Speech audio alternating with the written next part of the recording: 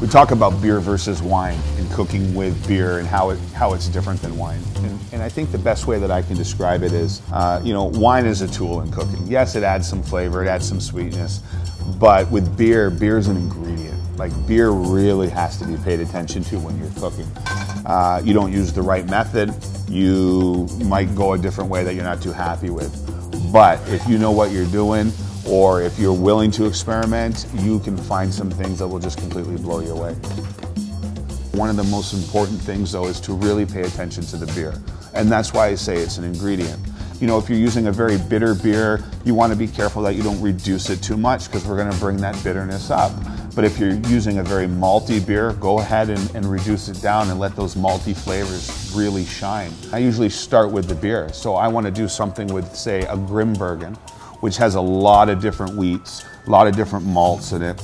And I want to take that and I want to accentuate those flavors. And so that's where I would say that beer lends itself very well to a nice slow cooking process.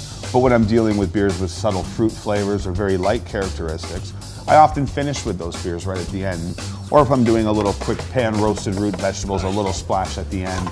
We do mushrooms sauteed with a little bit of La Trappe quad. Let that kind of deglaze the pan, let that bubble very quickly. Take it off the heat, add a little piece of whole butter, and you've got something that'll just blow everybody away. So really pay attention to the ingredient that you're working with, which is the beer.